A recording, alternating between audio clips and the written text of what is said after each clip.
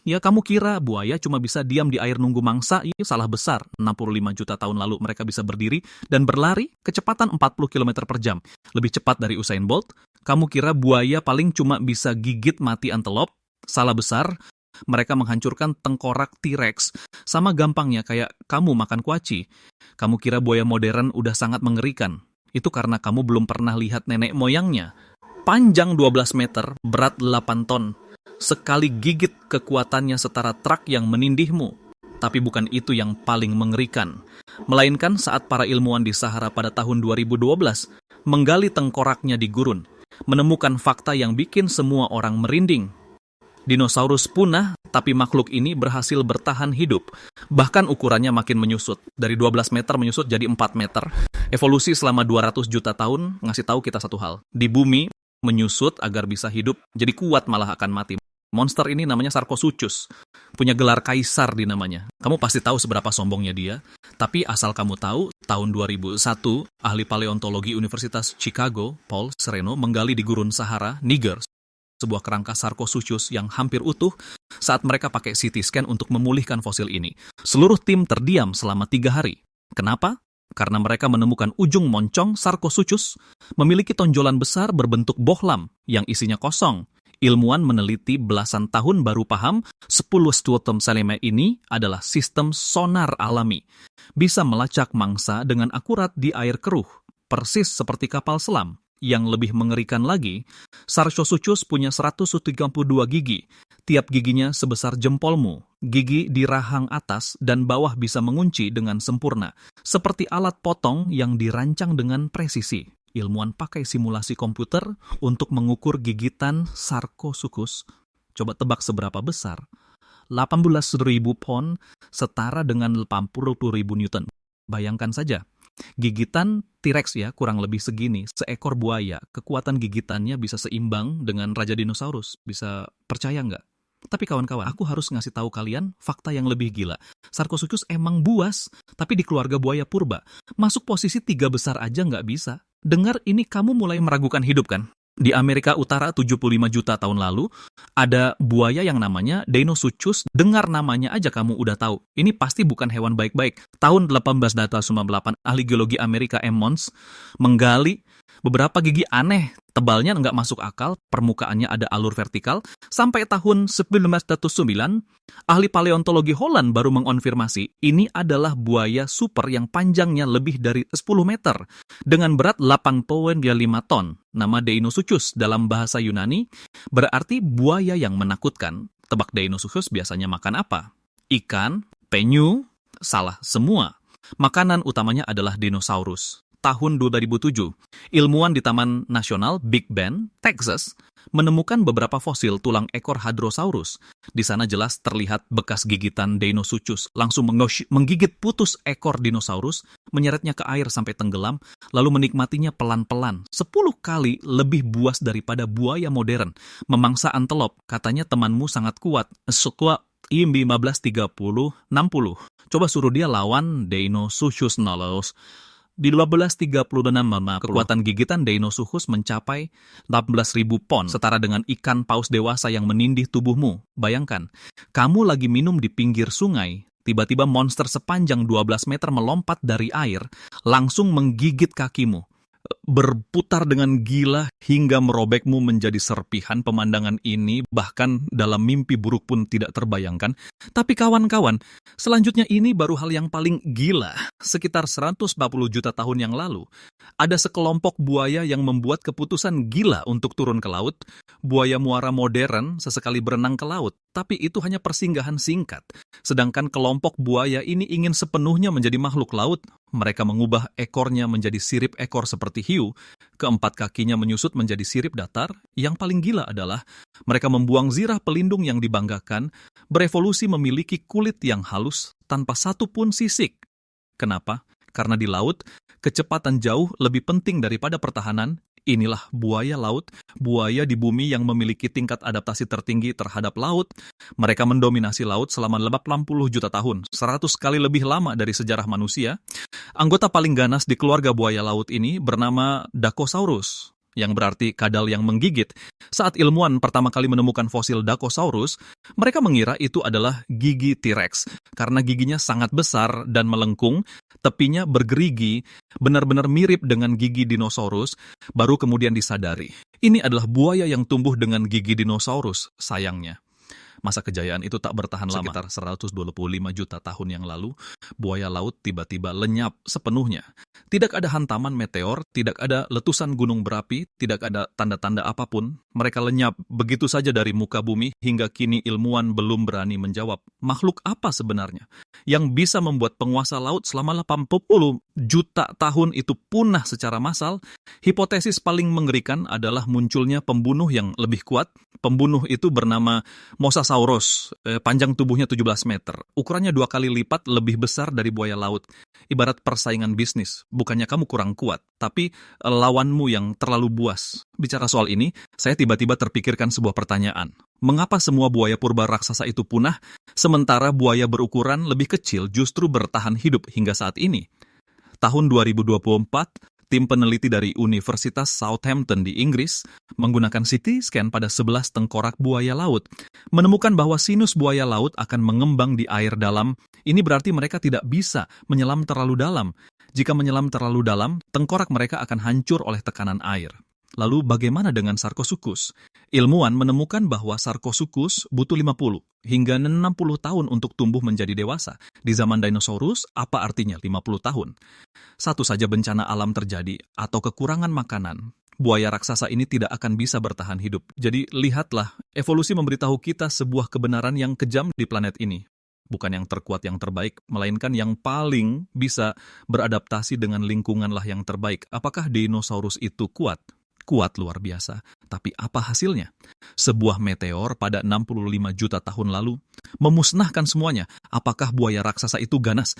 Ganas tanpa batas. Tapi apa hasilnya? Saat lingkungan berubah, semuanya mati. Malah makhluk-makhluk kecil yang tak mencolok itu bertahan hidup secara diam-diam hingga saat ini. Sekarang di sungai tropis manapun, kamu bisa melihat sosok buaya. Mereka terlihat sangat biasa. Panjang tubuhnya hanya sekitar 4-6 meter. Tapi tahukah kamu, makhluk-makhluk yang tampak tak mencolok ini, nenek moyang mereka menyaksikan kejayaan dan keruntuhan dinosaurus, melewati kepunahan massal yang tak terhitung jumlahnya, dalam sungai panjang evolusi selama 200 juta tahun, telah mengirim satu persatu lawan yang tangguh masuk ke dalam kuburan sejarah. Mereka menyusut dari 12 meter menjadi 6 meter, mundur dari laut kembali ke sungai, berubah dari memangsa dinosaurus menjadi memangsa antelop. Setiap kali kemunduran itu, semuanya demi bisa bertahan hidup lebih baik. Inilah kebijaksanaan dari evolusi. Bukan untuk menjadi lebih kuat, tapi menjadi lebih adaptif. Ada perkataan ilmuwan yang sangat bagus. Yang berhasil bertahan hidup bukanlah yang paling kuat dan bukan juga yang paling pintar, melainkan yang paling bisa beradaptasi dengan perubahan. Bicara soal ini, aku ingin bertanya padamu di balik layar. Jika waktu bisa diputar kembali, dan kamu disuruh memilih menjadi buaya raksasa purba atau buaya modern, kamu akan pilih yang mana? Apakah memilih buaya Sarcosuchus yang panjangnya 12 meter dan berat 8 ton, yang bisa menghancurkan T-Rex dalam sekali gigit, atau buaya air asin yang panjangnya 4 meter dan berat 400 kg, tapi bisa bertahan hidup sampai hari ini? Tebakanku, sebagian besar orang akan memilih buaya modern. Kenapa? Karena tetap hidup jauh lebih penting daripada menjadi kuat. Pada April 2025, sebuah penelitian terbaru yang diterbitkan di Communications Biology benar-benar mengubah pemahaman kita tentang Deinosuchus. Melalui analisis filogenetik yang diperluas, para ilmuwan menemukan bahwa ukuran Deinosuchus mungkin telah dilebih-lebihkan. Perkiraan terbaru menunjukkan panjang tubuh Deinosuchus mungkin hanya sekitar 7 hingga 8 meter, bukan 12 meter, seperti yang dikira sebelumnya. Namun meski begitu, Deinosuchus dengan panjang 7,8 meter dan berat 3,4 ton tetaplah predator puncak di Amerika Utara pada akhir periode Kapur. Sementara itu, penelitian terbaru tentang Sarcosuchus jauh lebih mengejutkan. Ilmuwan menemukan bahwa pada awal periode Kapur tempat Sarcosuchus hidup, wilayah Sahara masih berupa dataran tropis yang dipenuhi dengan danau dan sungai. Di lingkungan seperti itu ada sejenis ikan raksasa yang disebut coelacanth dengan panjang 1,8 meter dan berat 90 kg. Tubuhnya ditutupi sisik yang sangat keras, sehingga predator biasa sama sekali tidak akan bisa menggigitnya. Tapi bagi Sarcosuchus, tengkoraknya yang sepanjang 1,4 meter itu, serta 132 gigi raksasa berbentuk kerucut, bisa dengan mudah menghancurkan mangsa apapun. Kamu mungkin bertanya, kalau buaya raksasa ini sangat kuat, kenapa mereka bisa punah? Jawabannya sangat sederhana, karena lingkungannya berubah. Sekitar 110 juta tahun yang lalu, bumi mengalami perubahan iklim yang drastis. Wilayah Sahara berubah menjadi gurun yang gersang, sungai-sungai mengering, danau-danau menghilang, dan rantai makanan pun hancur. Tubuh Sarcosuchus yang seberat 8 ton itu setiap harinya butuh mengonsumsi makanan dalam jumlah besar. Ketika kekurangan makanan, monster raksasa inilah yang justru pertama kali tumbang. Sebaliknya, buaya yang berukuran lebih kecil, kebutuhan makannya lebih sedikit, dan tuntutan terhadap lingkungannya lebih rendah, sehingga mereka justru lebih mudah melewati masa-masa sulit tersebut. Terakhir, aku ingin membagikan satu fakta mengejutkan kepada kalian.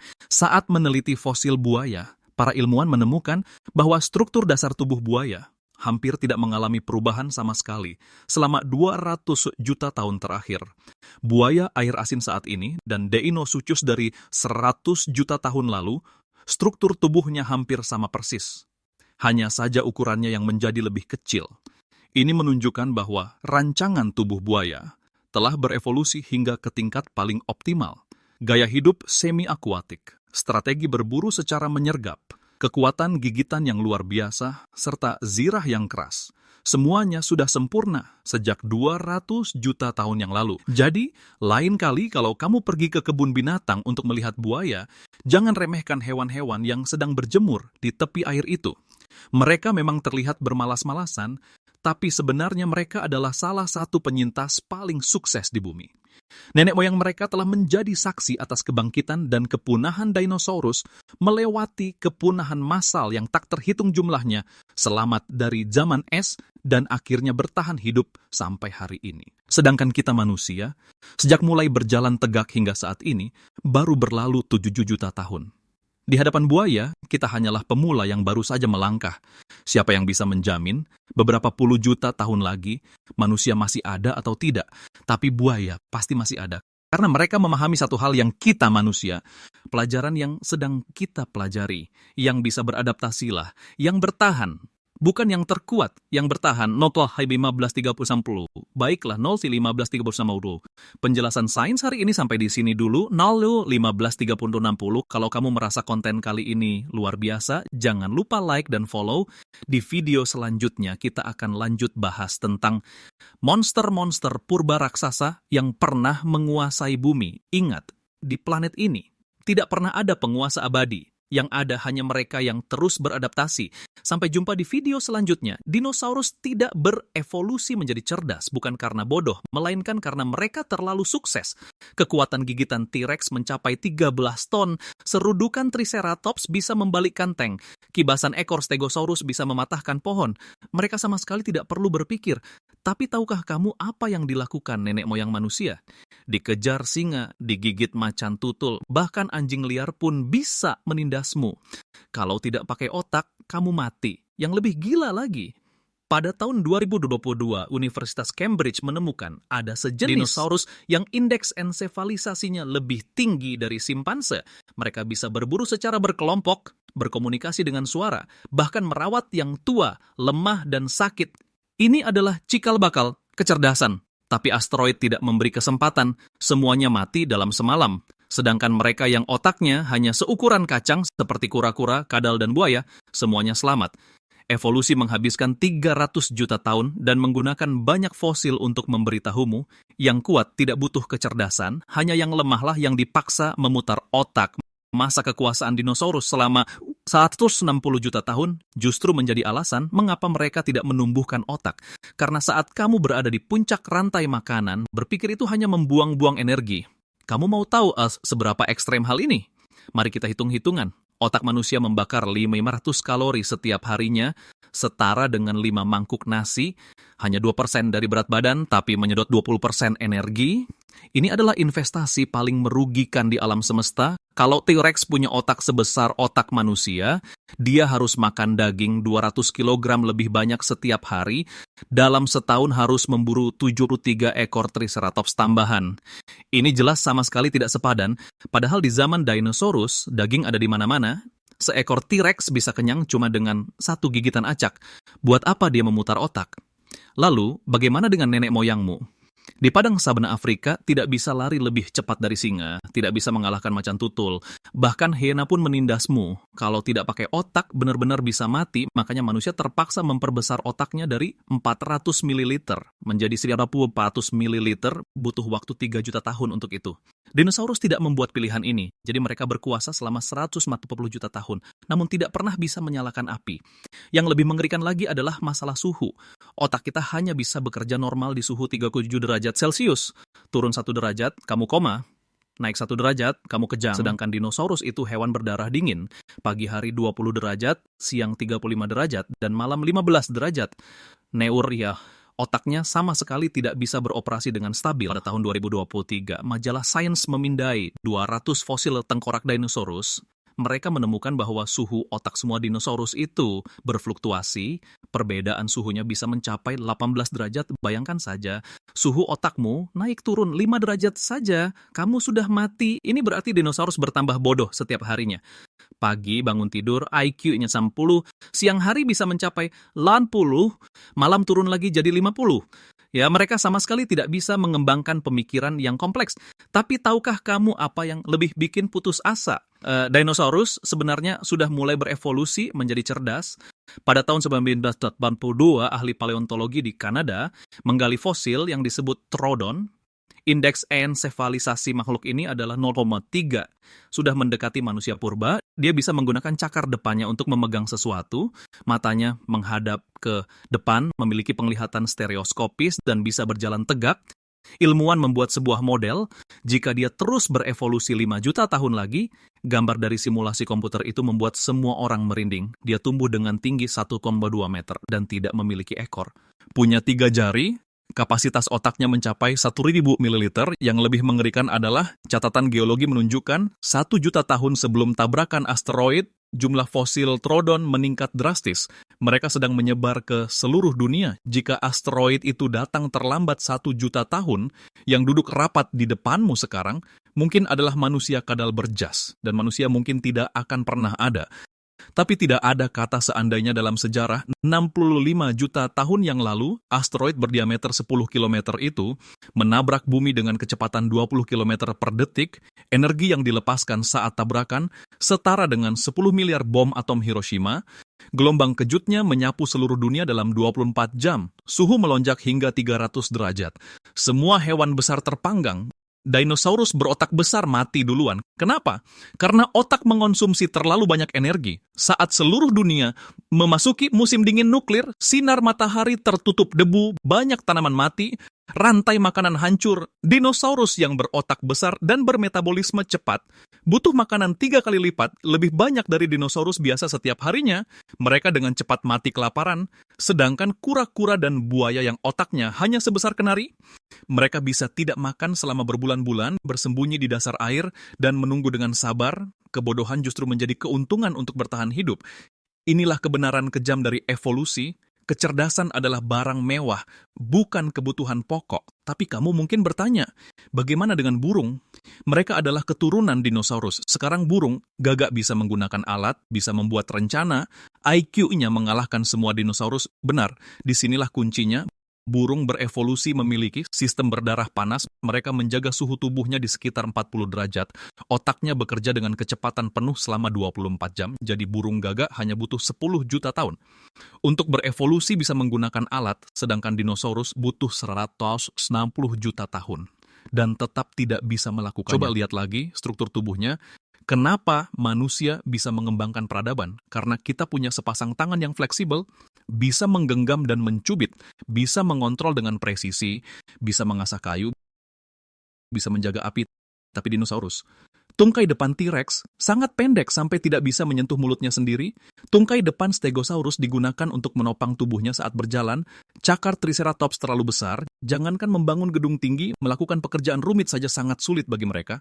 Coba kamu bayangkan, seekor dinosaurus seberat beberapa ton, membungkuk untuk mengasah kapak batu. Sejak awal desain struktur tubuhnya memang tidak dirancang untuk mengembangkan kecerdasan. Satu-satunya yang punya tungkai depan fleksibel hanyalah dinosaurus kecil yang ukurannya sebesar ayam. Tapi di sini masalahnya, hewan dengan berat badan yang lebih ringan sama sekali tidak mampu menanggung otak seukuran manusia. Ini disebut hambatan energi. Jadi dinosaurus terjebak, dinosaurus besar punya energi, tapi tubuhnya tidak mendukung. Dinosaurus kecil tubuhnya mendukung, tapi energinya tidak cukup. Ibarat kamu ingin beli rumah, entah punya uang tapi tidak punya izin domisili, atau punya izin domisili tapi tidak punya uang. Pokoknya tetap tidak bisa beli. Masalah fatal yang terakhir, relong ekologinya terlalu stabil. Dinosaurus berkuasa selama 160 juta tahun. Selama masa ini, iklim bumi sangatlah stabil. Tidak ada zaman es skala besar. Tidak ada fluktuasi suhu yang drastis. Hutan menutupi benua layaknya lautan hijau. Bahkan di wilayah Antartika sekalipun, ada banyak hewan dan tumbuhan yang bertahan hidup. Apa arti lingkungan seperti ini bagi makhluk hidup? Artinya sama sekali tidak perlu mengembangkan otak. Sebagian besar dinosaurus herbivora punya sumber daya yang sangat melimpah. Sekalipun mereka meratakan hutan kecil dalam sehari, tetap saja tidak akan habis dimakan. Tiap melangkah beberapa langkah selalu ada makanan. Dan dinosaurus karnivora itu, oleh karena itu juga memiliki pasokan makanan yang stabil, iklim stabil, cara berburu stabil, bahkan hubungan pemangsa alami lebih stabil daripada naskah. Jadi di era seperti ini, hampir setiap spesies menempuh jalan yang sama, menjadi lebih besar, lebih kuat, dan lebih cepat. Ketika bertahan hidup tidak perlu berpikir, ketika makanan tidak butuh alat, ketika pemangsa alami bisa diatasi hanya dengan fisik, kecerdasan malah menjadi beban. Bandingkan dengan manusia, mengapa kita berevolusi memiliki kecerdasan? Karena dipaksa hingga batas oleh lingkungan dan pemangsa alami. Nenek moyang manusia pada saat paling berbahaya. Di sepanjang masa akhir, populasi Homo sapiens bahkan hanya tersisa beberapa ratus orang. Hampir punah. Zaman es tiba. Entah mati kedinginan, tidak ada cakar tajam, tidak ada bulu lebat, tidak ada otot yang kuat. Apa boleh buat hanya bisa menggunakan otak, belajar menggunakan api, belajar membuat pakaian, belajar berburu secara kerjasama, belajar membuat alat. Setiap langkah berada di ambang maut, berjalan di atas tali pijakan, jadi kita memilih berevolusi mengembangkan otak. Sebenarnya itu adalah jalan yang menyimpang, pilihan yang dipaksakan dan tak terelakkan, sedangkan dinosaurus memilih jalan memperkuat tubuh. Itulah jalur evolusi biologis yang paling normal, karena hanya mengandalkan tubuh saja sudah bisa menumbangkan segalanya, sama sekali tidak membutuhkan hal yang begitu rumit. Seandainya tinggi manusia 30 meter, sebuah tamparan biasa bisa merobohkan bukit kecil, maka kita juga tidak akan memilih untuk berevolusi mengembangkan otak. Coba pikirkan, jika kamu adalah Godzilla, apakah kamu masih akan belajar matematika? Jadi setelah melihat semua ini, apakah kamu mengerti dinosaurus bukannya tidak pintar, tapi tidak punya alasan untuk menjadi pintar? Kecerdasan bukanlah titik akhir dari evolusi, melainkan suatu bentuk produk dari tekanan ekologis yang sangat khusus.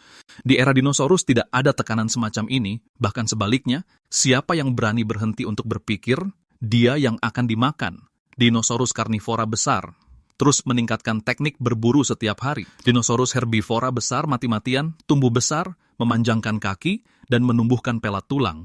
Dinosaurus kecil sibuk meningkatkan kecepatan lari, meningkatkan kewaspadaan. Tidak ada satupun jalur evolusi yang mendorong mereka ke arah pemikiran abstrak, struktur bahasa, atau kerjasama sosial. Terlebih lagi, evolusi kehidupan tidak ada hubungannya dengan waktu. Tujuan akhir evolusi adalah agar bisa bertahan hidup lebih baik. Asalkan spesies tersebut bisa bertahan hidup, untuk apa terus-menerus mengubah diri sendiri? Misalnya lalat dan nyamuk. Mereka juga bertahan hidup dari era dinosaurus. Hingga sekarang, mereka masih hidup dengan sangat baik, bahkan semakin kuat. Lalu, mengapa mereka harus berevolusi? Kita manusia merasa berevolusi memiliki kecerdasan adalah hal yang baik. Sebenarnya kalau dihitung-hitung, kita apa tahu hanyalah spesies baru yang baru saja muncul. Jangankan bertahan hidup 100 juta tahun, dilihat dari tren perkembangan saat ini, dalam waktu singkat itu, sangat mungkin kita akan menghancurkan diri kita sendiri. Jadi waktu akan membuktikan. Munculnya kecerdasan mungkin justru merupakan pilihan evolusi yang gagal. Dinosaurus menggunakan 160 juta tahun kekuasaannya untuk mendapatkan sebuah pelajaran. Kamu tidak bisa menjadi Tyson sekaligus Einstein. Kamu tidak bisa mendominasi dengan otot, sekaligus membentuk ulang dunia dengan alat yang presisi. Dinosaurus mempertaruhkan semua sumber daya, energi dan arah genetiknya, sepenuhnya pada kemampuan fisik, kekuatan dan persenjataan, serta struktur tubuh yang menjadi raksasa. Sekali berjalan terlalu jauh di jalur ini, tidak akan ada jalan kembali, sedangkan mamalia dipaksa bersembunyi di malam hari, dipaksa bertahan hidup dengan mengandalkan penciuman, ingatan, dan kecerdasan, barulah menempuh apa yang disebut jalur kecerdasan. Evolusi bukanlah persaingan yang adil, evolusi adalah permainan pembagian ceruk ekologis. Jalur dinosaurus stabil dan berhasil. Tidak ada alasan apapun untuk berpindah jalur, sementara manusia didorong untuk memiliki kecerdasan dalam situasi putus asa. Jadi meskipun dinosaurus diberi waktu 100 juta atau 200 juta tahun lagi, kemungkinan besar mereka tidak akan mencapai tahap peradaban ini, karena mereka terkunci oleh kesuksesan mereka sendiri. Bukan karena kurang waktu, melainkan arahnya yang salah. Terakhir, izinkan saya bertanya satu hal, apa kamu tahu apa keturunan dinosaurus paling pintar yang masih hidup saat ini? Jawabannya adalah burung raven. IQ mereka setara dengan anak berusia 7 tahun. Bisa menggunakan alat, bisa membuat rencana, bahkan bisa menipu sesamanya. Mereka butuh waktu 10 juta tahun untuk menempuh jalan yang gagal dilalui dinosaurus selama 190 juta tahun. Kenapa? Karena mereka adalah hewan berdarah panas, ukuran tubuhnya kecil, dan kebutuhan energinya rendah, tubuhnya lincah, dan lingkungan memaksa mereka menjadi pintar demi bisa bertahan hidup. Inilah kebenaran tentang evolusi. Kecerdasan bukanlah anugerah, melainkan harga yang harus dibayar. Dinosaurus berkuasa selama 160 juta tahun, tapi mereka memilih otot. Manusia hanya butuh waktu beberapa juta tahun, tapi kita dipaksa untuk memilih otak sekarang. Apa kamu masih merasa dinosaurus itu bodoh? Beritahu saya di kolom komentar.